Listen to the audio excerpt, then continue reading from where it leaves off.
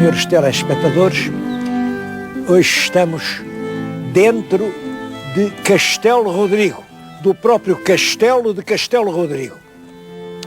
Aqui no castelo ainda há, enfim, muralhas e torres por todo o lado, mas no centro do castelo erguem-se as ruínas, o que resta do que foi um grande palácio. Era o palácio do Marquês de Castelo Rodrigo, que se chamava Cristóvão de Moura, e que o povo da aldeia incendiou no dia 10 de dezembro de 1640. Esta data tem sentido.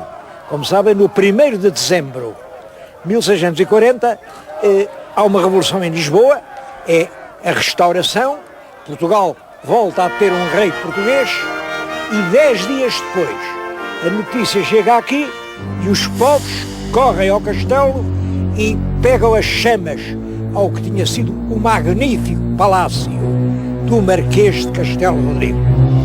Porquê? Porquê? Estão a ver as paredes que escaparam desse incêndio. É que o povo achava que o Cristóvão de Moura, Marquês de Castelo Rodrigo, era um traidor. Traidor a Portugal, traidor à pátria, e portanto o povo, na sua ira, queimou-lhe o castelo. Bom, isto leva-me realmente a fazer aqui uma reflexão. Afinal, o que é um traidor? Eu não sei se o senhor telespectador já alguma vez de si para si fez esta pergunta. O que é um traidor? Bom, é simples dizer, traidor é aquele que trai, está bem, mas o que é trair? É faltar à palavra dada? Não, claro que não. Uma pessoa, por exemplo, que dá a palavra de que paga uma dívida num prazo e depois não pode pagar, não é traidor. Não é? Uma pessoa que faz uma promessa simples e depois... Não. Isso são embusteiros, podem ser intrusões, vigaristas, mas traidor é mais grave. Para nós, para toda a gente, o protótipo do traidor completo, é Judas. Judas vendeu a Cristo por 30 dinheiros. Judas era discípulo, era um dos discípulos amados de Cristo. Cristo andava com ele, confiava nele, dizia-lhe os seus segredos, e ele combinou com as autoridades: eu entrego e vocês dão 30 dinheiros. Isto é a traição completa. Vender um amigo por causa do dinheiro. É claro que é uma traição tão completa, que o próprio Judas sentiu-se tão mal, que o dinheiro não lhe aproveitou. Saiu dali e foi-se enforcar numa figueira. E ainda hoje, há quem diga que a sombra da figueira faz mal e envenena por causa da morte do Judas. Ora bem,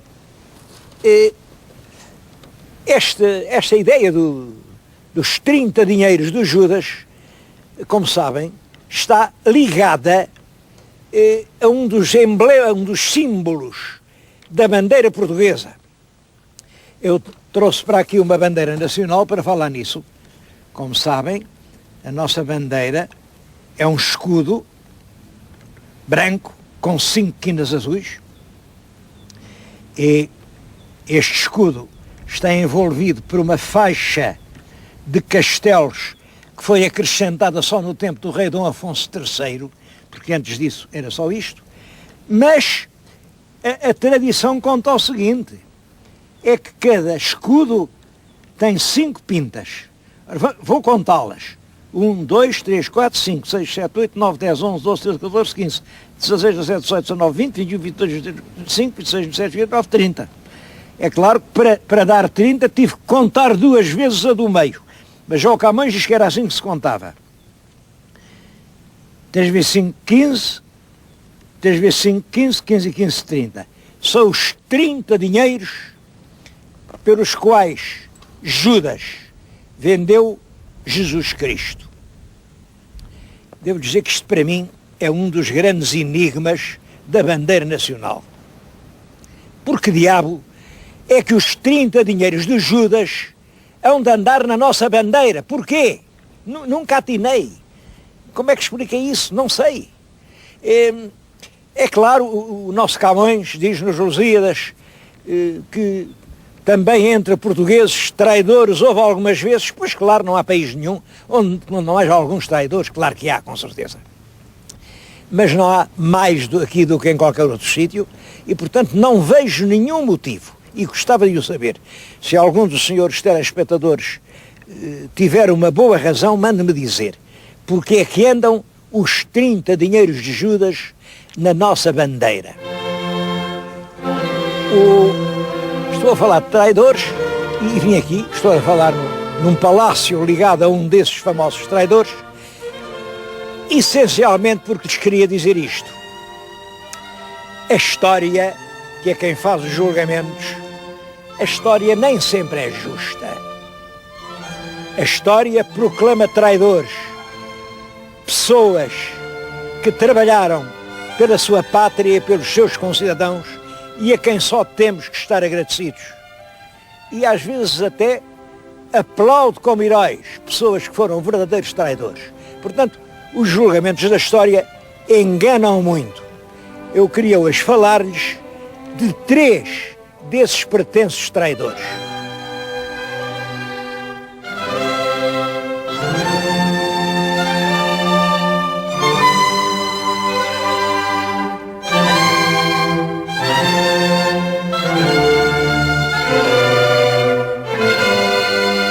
O primeiro é o cardeal-rei Dom Henrique.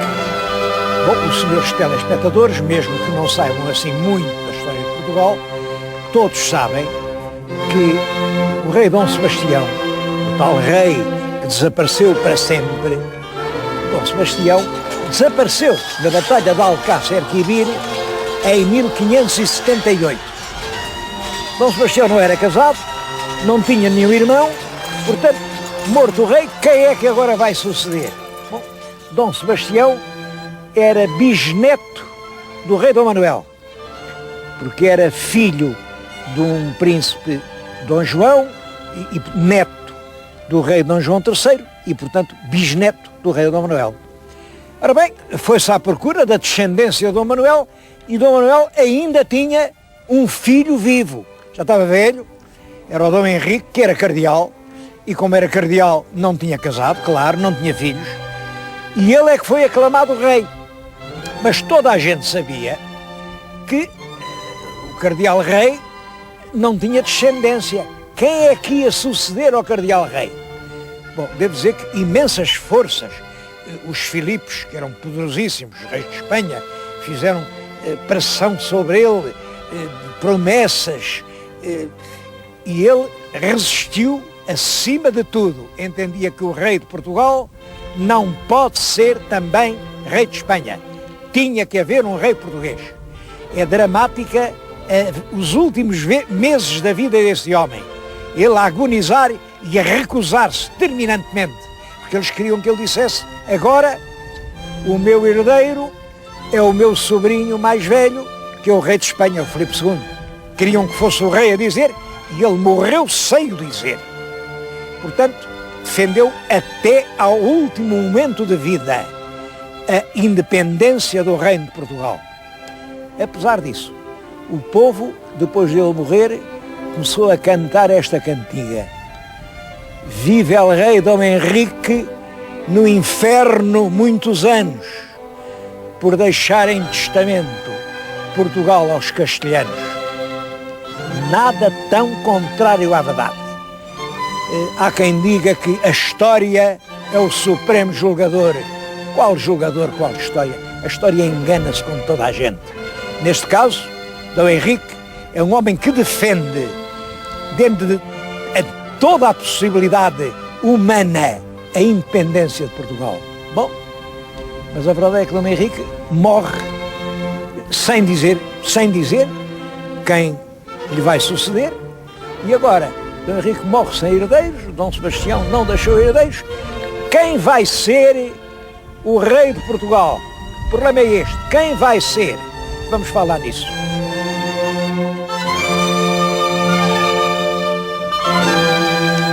Vamos falar nisso, mas lá fora estava muito vento e eu vim fechar-me aqui no posto de atendimento de Castelo Rodrigo, que é uma novidade. Isto tem pouco tempo.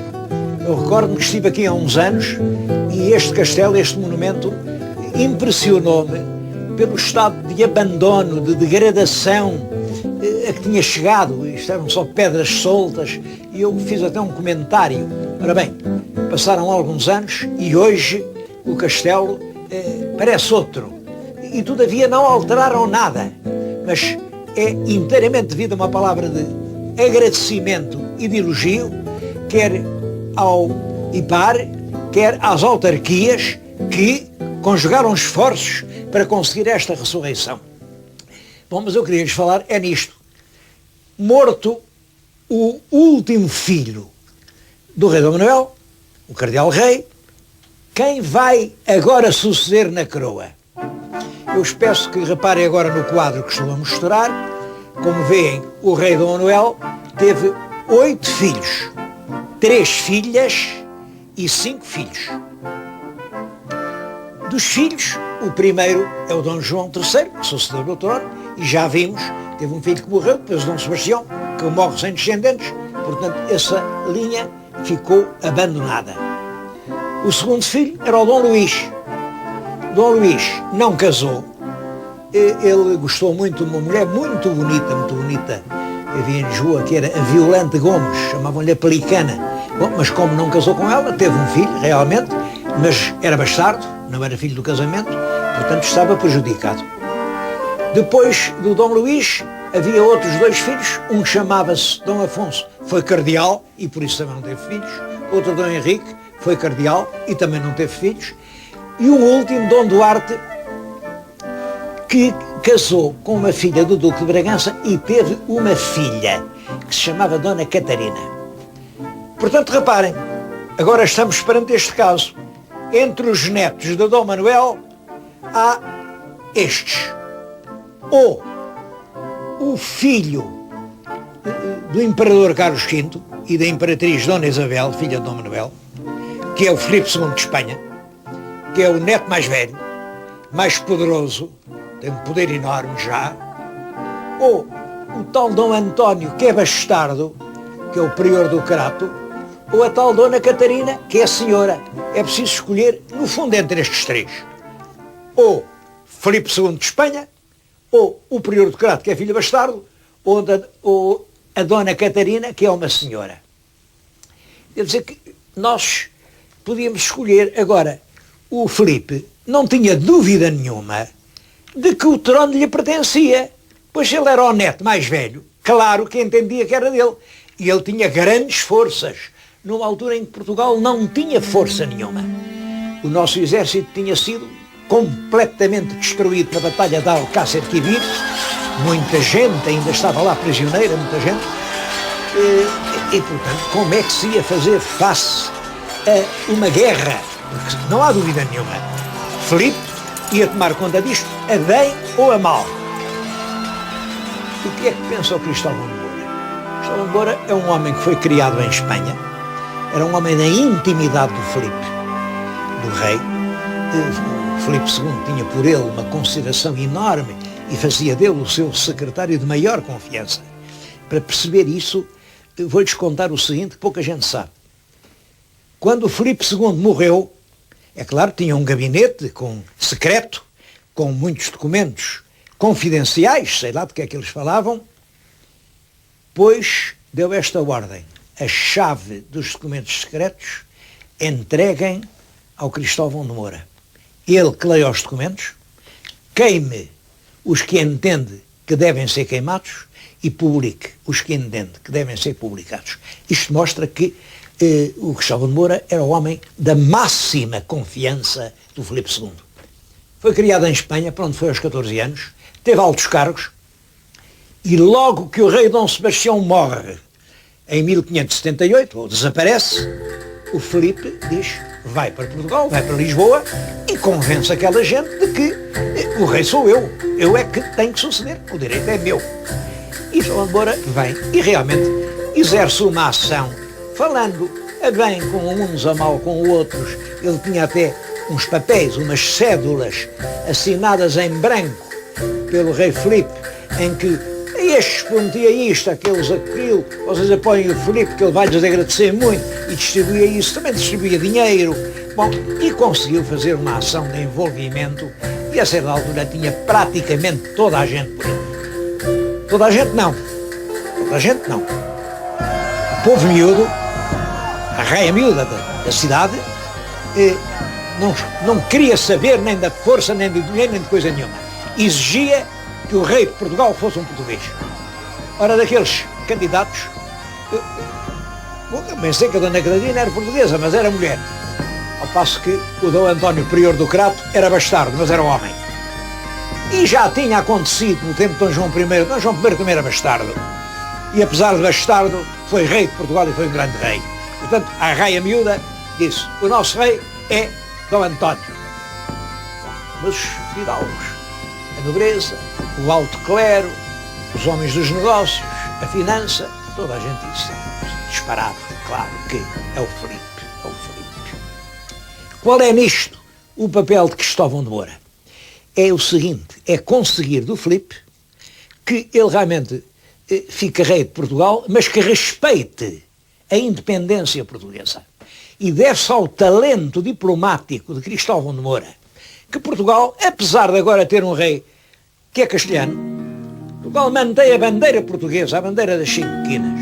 Portugal mantém a moeda portuguesa. Portugal mantém as suas cortes. Portugal mantém as suas leis. Portugal mantém os seus navios. Portugal mantém praticamente toda a sua independência. O rei, esse sim, é castelhano. Mas se assim não fosse, se isto fosse conquistado pela força, pela violência, à espadeirada, isto era uma simples província espanhola. E então sim, a nacionalidade podia ser destruída. Foi esse o serviço que Cristóvão de Moura prestou a Portugal. Naquelas circunstâncias, ele salvou o que era possível salvar. Qualquer outra solução tinha sido pior. Como sabem, um dos outros candidatos, o Dom António Prior do Crato, não se resignou, ainda se pôs à frente do povo, porque o povo generosamente quis opor-se ao rei castelhano. Ali em Alcântara, à entrada de Lisboa, um exército, mas um exército sem armas, sem artilharia, sem disciplina, sem capitães, sem nada. Tropa, a raia miúda, disposta a vender a vida, mas ainda se opôs à entrada castelhana, mas o resultado, claro, foi um morticínio e o Duque de Alba, que era um grande general, passou. É claro que há aqui uma pergunta que me podem fazer. Eu ainda há poucas semanas farei em Aljubarrota. Também nessa altura, um candidato bastardo pôs-se à frente de um povo que queria ser independente e triunfou. Porque é que agora um candidato, também bastardo, Dom António Prior do Crato, se põe à frente do povo, mas é miseravelmente derrotado? Bom, aqui há que ver que os heróis também influenciam a história. Junto de Dom João I estava um herói chamado Nuno Álvares, que era uma alma pura, era um homem que acreditava sinceramente que a justiça estava do seu lado e que Deus só dá a vitória a quem tem razão. Ao passo que o Dom António Prior do Crato não era propriamente um herói. Era um homem que negociou, mandou fazer uma proposta ao Filipe, sim senhor, eu desisto, mas dê-me tanto, e além disso quero ficar eu o regente. Depois mandou dizer, mas não dê tanto, andou a negociar, a regatear, e, na verdade, faltava-lhe tudo para ser um herói. Por outro lado, os espanhóis tinham do lado deles um grande general, no caso do Filipe, que era o Duque de Alba, um grande general. E esse grande general faltou aos castelhanos, no caso de Aljubarrota.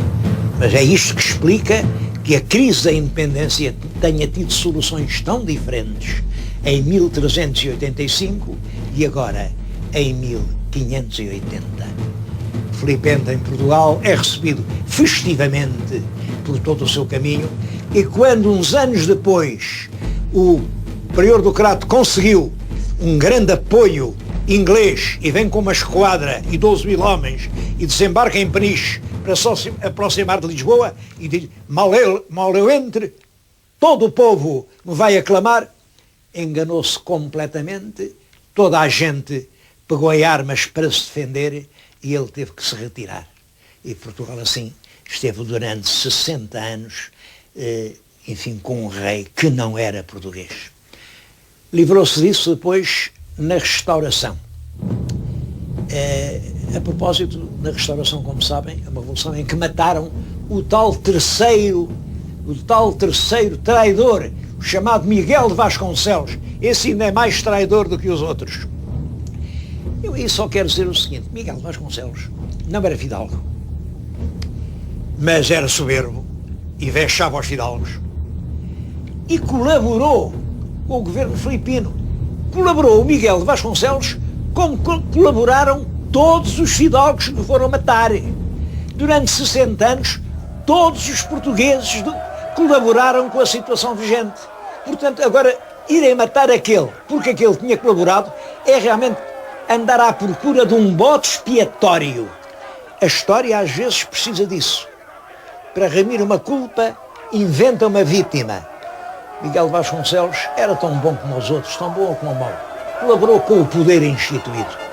E se o mataram, não foi por ele ser pelos espanhóis, isso todos tinham sido. Foi por ser soberbo e tratar mal a fidalguia. Não quero falar de coisas tristes e, a propósito de Castelo Rodrigo, queria-lhes lembrar outra coisa.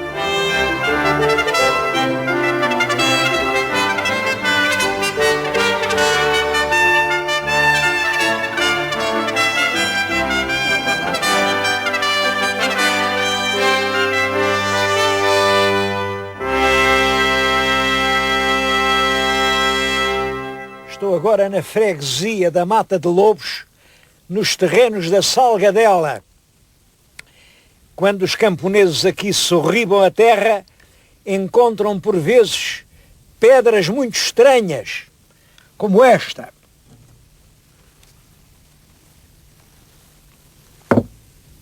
Ou esta. Pedras de ferro e de aço.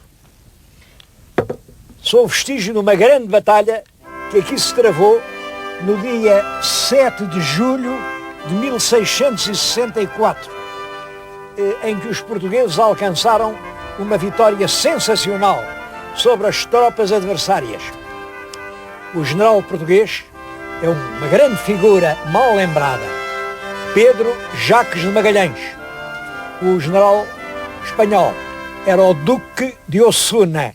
É claro, como era Duque é um alto cargo, foi nomeado general, mas ele não sabia grande coisa destas. Ao passo que Pedro Jacques era um militar de carreira, começou em soldado, estava no Brasil quando aqui há a Restauração e ele resolve voltar rapidamente a Portugal, mas como é que se há de voltar?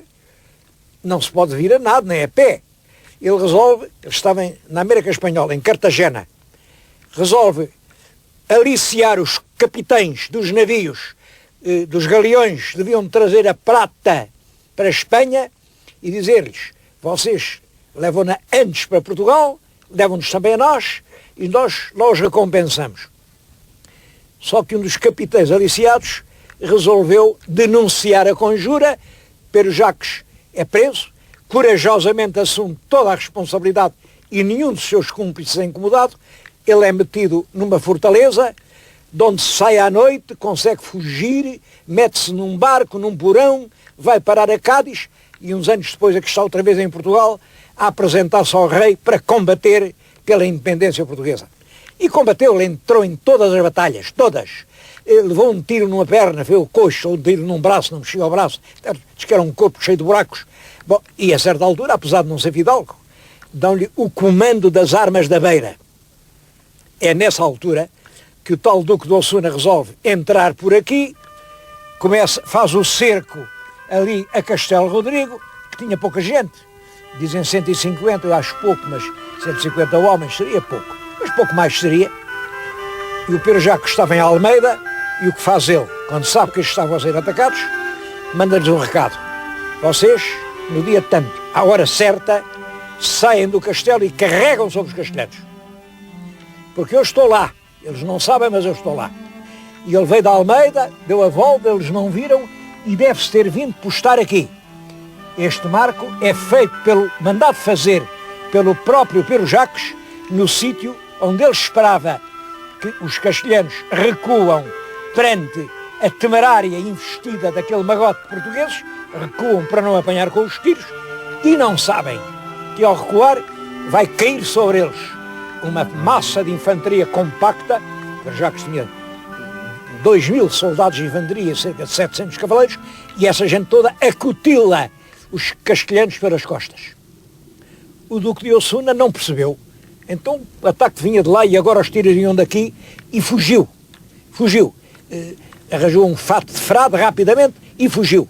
É claro, e os soldados em geral fugiram todos também. E fugir é perigoso. Quem foge está mais sujeito a morrer do que quem obriga a fugir. Houve muitas vítimas dessa batalha. E o nome de Pero Jacques de Magalhães, por causa disso, o rei fez Visconde da Fontarcada e entrou nos quadros da nobreza, é um dos grandes militares portugueses que ajudaram a ganhar essa guerra, em virtude da qual nós continuamos a ser uma bela nação independente.